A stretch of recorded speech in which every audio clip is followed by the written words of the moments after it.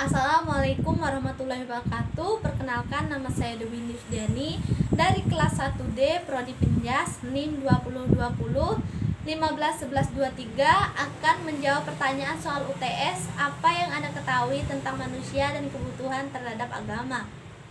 Manusia adalah makhluk teomoris yang memiliki suatu yang agung di dalam dirinya. Di samping itu, manusia dianugerahi akal yang dapat membedakan nilai baik dan buruk sehingga membawa ia pada kualitas tertinggi sebagai makhluk hidup yang bertakwa.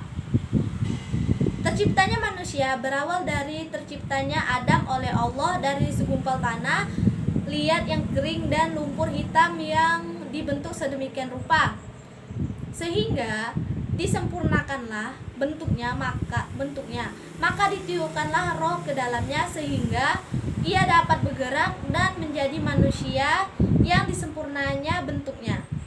Manusia dalam Al-Quran, dalam ayat lainnya Allah juga menjelaskan tentang proses terciptanya manusia secara runtun, misalnya dalam Quran surat Al-Mu'minun ayat 12-14. Dan sesungguhnya kami telah menciptakan dari suatu saripati berasal dari tanah, kemudian kami jadikan saripati itu nutfah yang disimpan dalam tempat yang kokoh. Kemudian nutfah itu kami jadikan segumpal darah, lalu segumpal darah itu kami jadikan segumpal daging, dan segumpal daging kami jadikan tulang belulang, lalu tulang belulang itu kami bungkus dalam daging.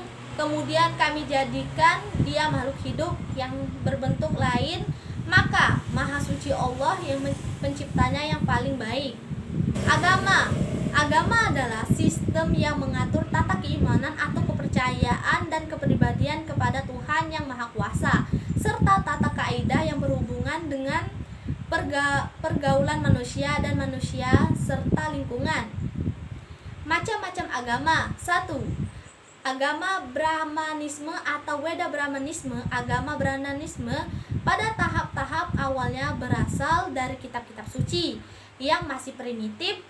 Pada awalnya adalah komposisi sastra lisan dan berasal dari masa antara tahun 8000 sebelum Masehi sampai 6000 sebelum Masehi.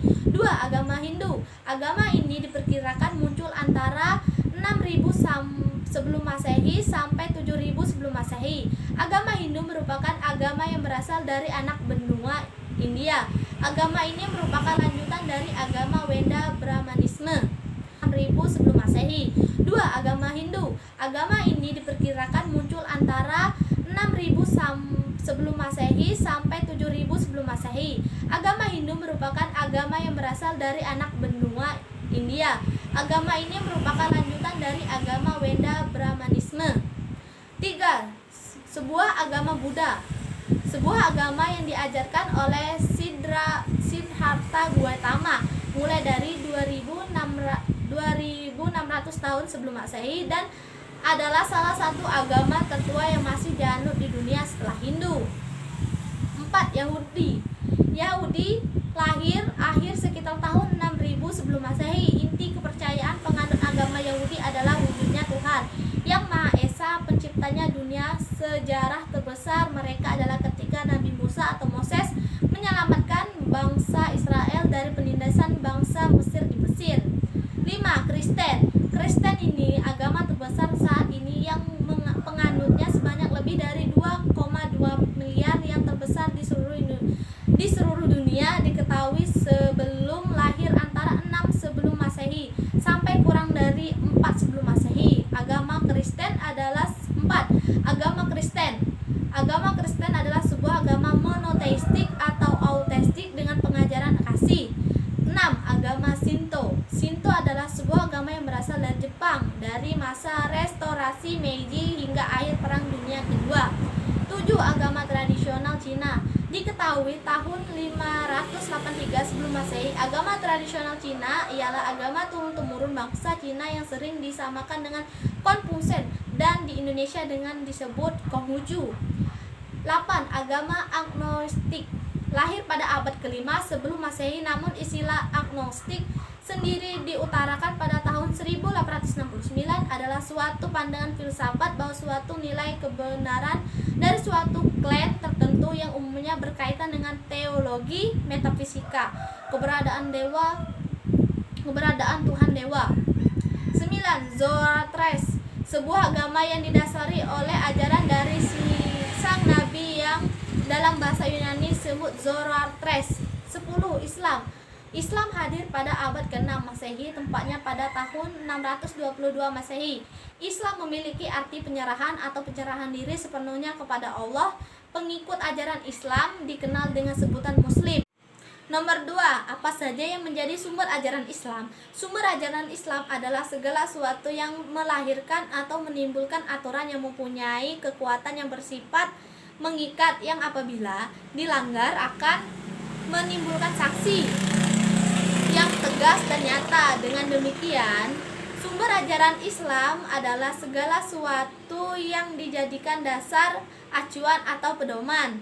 Syariat Islam. Sumber ajaran Islam ada 3, yakni Al-Quran, hadis, as-sunnah, dan ijtihad. Ajaran yang tidak bersumber dari ketiganya bukan ajaran Islam.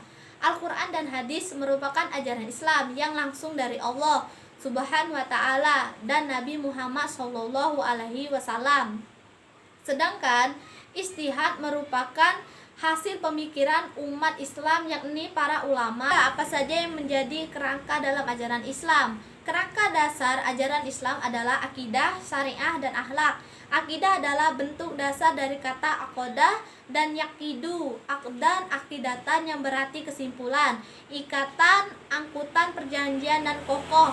Sedangkan secara teknik, akidah berarti iman atau kepercayaan dan keyakinan dan timbulnya kepercayaan tertentu yang di dalam hati, sehingga yang dimaksud akidah adalah kepercayaan yang menghujam atau tersimpul di dalam hati. Syariat berarti jalan besar dalam makna generik, adalah keseluruhan ajaran Islam itu sendiri dalam pengertian teknik ilmiah. Syariat menyangkut aspek hukum dari ajaran Islam yang lebih berorientasi pada aspek lahir. Namun demikian, karena Islam merupakan ajaran tunggal, syariat Islam tidak bisa lepas dari akidah sebagai pondasi adalah yang menjiwai dan tujuan dari syariat itu sendiri. Akhlak, pengertian akhlak secara etimologi berasal dari kata khulq dan jamaknya adalah akhlak yang berarti budi pekerti, berperangai, tingkah laku. Kata akhlak berasal dari kata kholqolah yang berarti menciptakan, seakar dengan kata kholik, pencipta. Apa perbedaan Nabi dan Rasul? Perbedaan antara Nabi dan Rasul terletak pada tugasnya. Setelah ia menerima wahyu Allah, seorang Nabi menerima wahyu dari Allah Subhanahu wa ta'ala untuk dirinya sendiri, sedangkan Rasul menerima wahyu dari Allah Subhanahu wa ta'ala guna disampaikan kepada segenap umatnya. Adapun 25 nabi, yaitu Nabi Adam, Idris, Nuh, Hud, Saleh, Ibrahim, Lut, Ismail, Ishak, Yakub, Yusuf, Ayub, Su'eb, Musa, Harun, Zulkifli, Daud, Sulaiman, Ilyas, Ilyasa, Yunus, Zakaria, Yahya, Isa, dan terakhir Nabi kita Nabi Muhammad. Nomor 5, mengapa harus mengimani qadar dan qadar? Alasannya, mengapa kita harus mengimani kepada qadar dan qadar? Disebabkan karena apabila seorang muslim tidak mempercayai satu hal saja yang terdapat di dalam rukun iman, maka seseorang muslim tidak dapat dikatakan sebagai seorang yang beriman.